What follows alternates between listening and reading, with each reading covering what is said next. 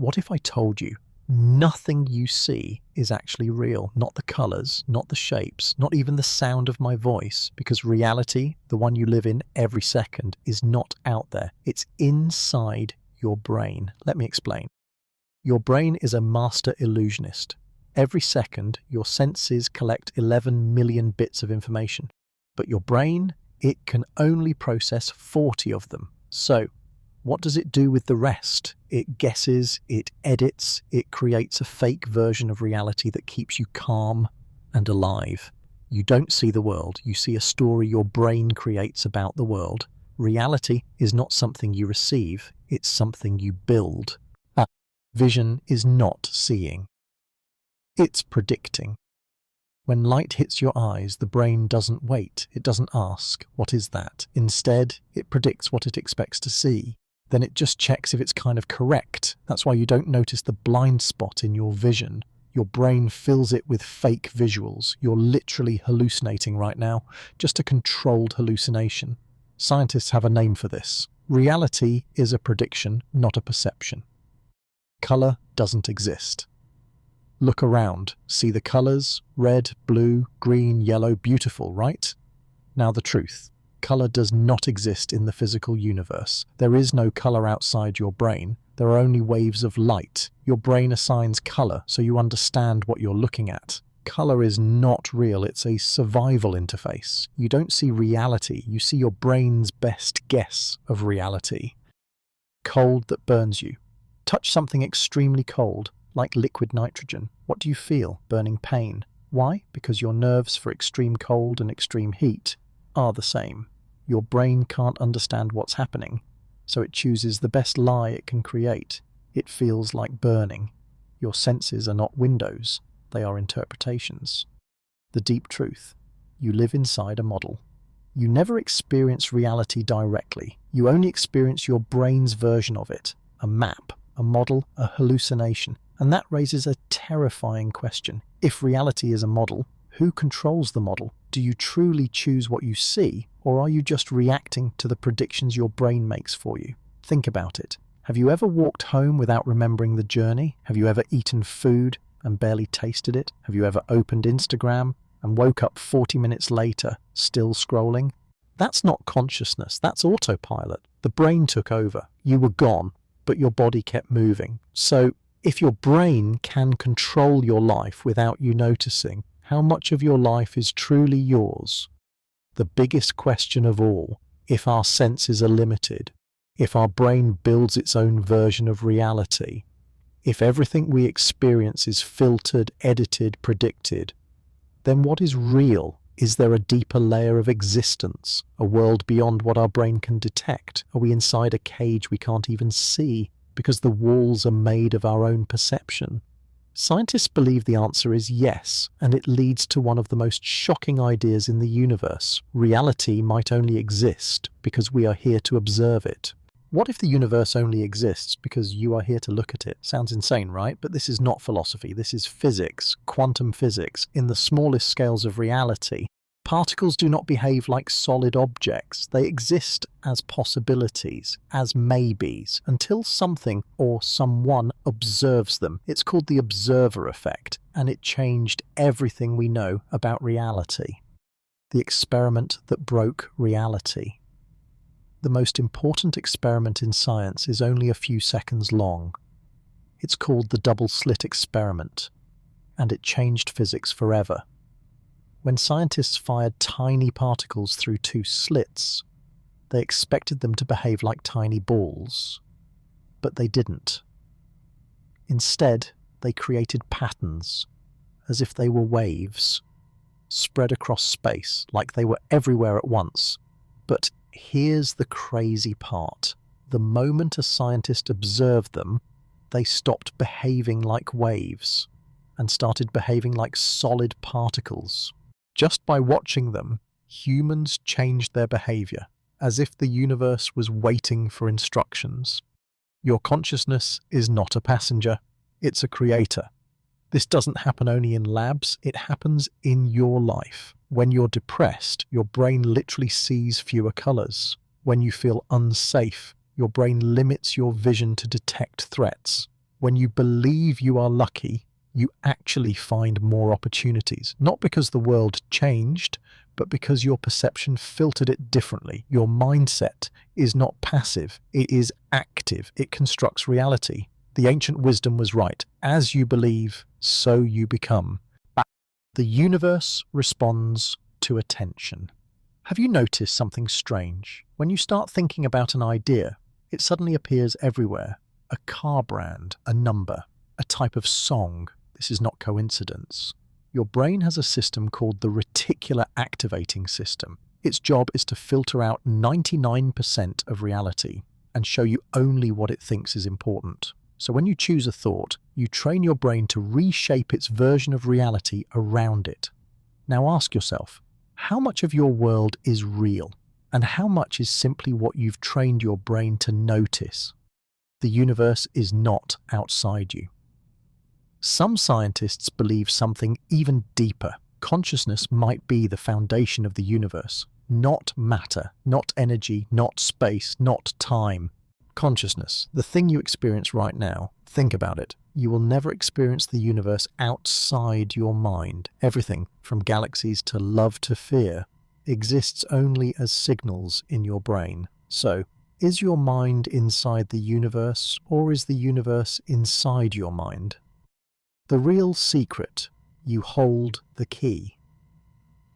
What if reality is not a fixed place, but a negotiation between your mind and the universe? What if your beliefs tell reality how to behave? What if your attention is the code that unlocks parts of existence no one else can see? What if you are not a visitor in the universe, but a participant, a co-creator? If consciousness truly plays a role in shaping reality, then your thoughts matter, your choices matter, your existence changes the universe simply by being here. You are not small, you are not powerless, you are the eyes of the universe observing itself, because here's the real twist. What if time is not moving forward? What if you are? What if the past, the present, and the future are all already there, waiting for you to experience them, not like a river flowing, but like pages in a book? You're not living time, you're moving through it. That might sound impossible, but physics tells a different story. Einstein broke time. Albert Einstein once said, "The distinction between past, present, and future is only an illusion."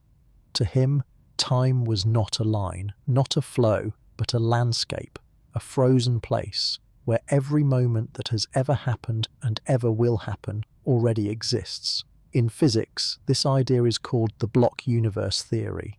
Imagine time like a DVD. The scenes are already recorded, you just haven't reached them yet. Your brain creates the illusion of time. Here's the truth. Your brain can only focus on one moment at a time. So it creates a trick, a mental scroll through reality, so you can understand your life in order. Your brain builds time the same way it builds colour. It constructs it. It creates it to keep you sane and alive. But that raises a question. If time is created inside our brains, what really exists outside our minds? The bird and the worm.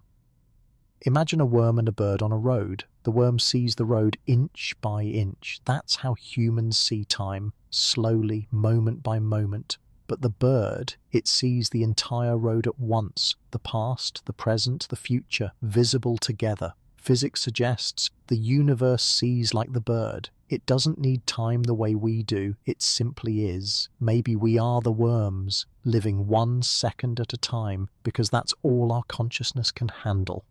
Deja vu and time loops. Ever felt deja vu, like you've lived this moment before? Maybe you did. Maybe you're not remembering the past. Maybe you're remembering the future. Some theories say time is not linear, but circular, a loop.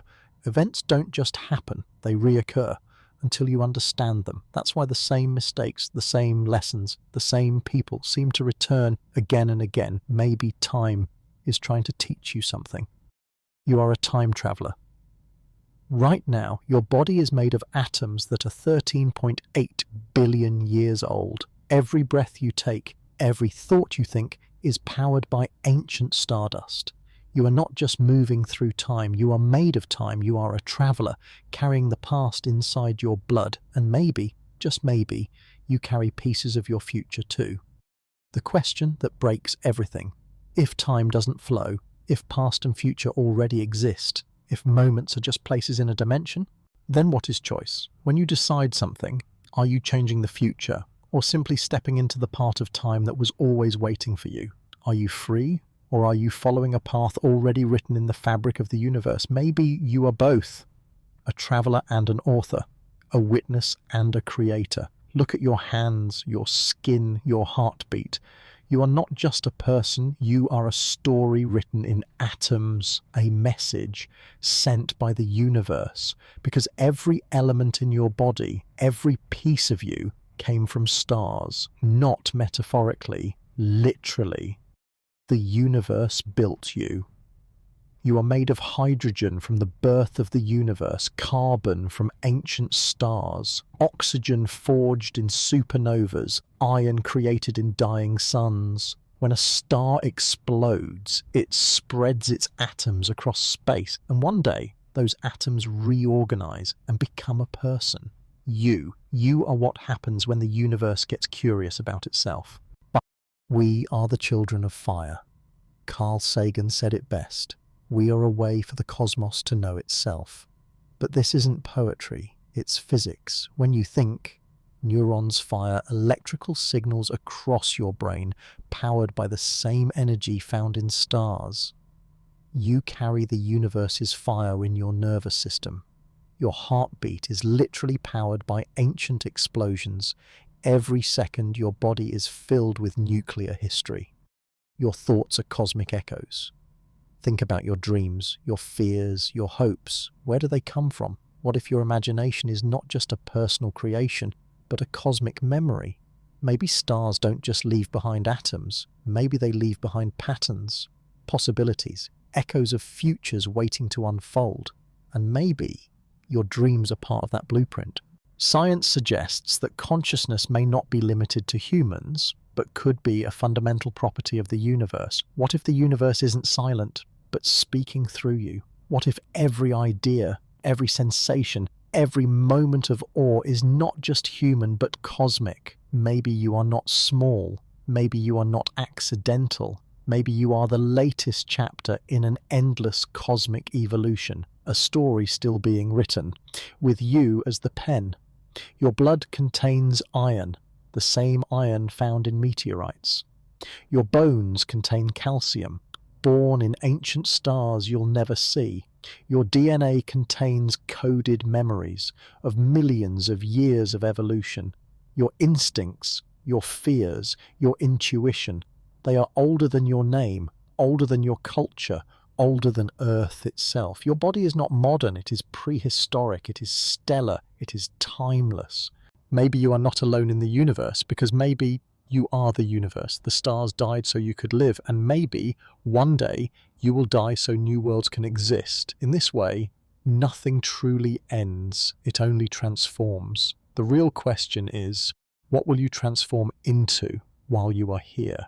What if everything around you, your memories, your emotions, your entire life, is not physical, but programmed? What if reality is not made of atoms, but of information? This is not science fiction. This is a serious scientific idea. And today, it's known as the simulation hypothesis. Why scientists are taking it seriously.